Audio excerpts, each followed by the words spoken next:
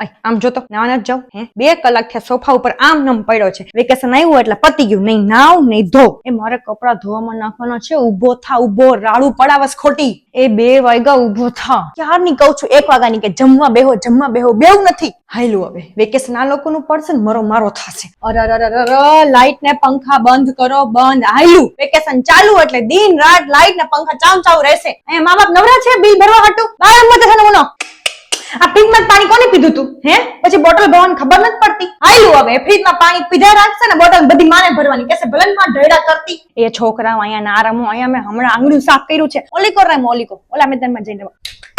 ઓલા મેદાનમાં રમો. માયું કઈ કીધી નથી હે. અહીંયા ધોયડા હવે પોતાના આંગણામાં રમવાનો ખબર પડે.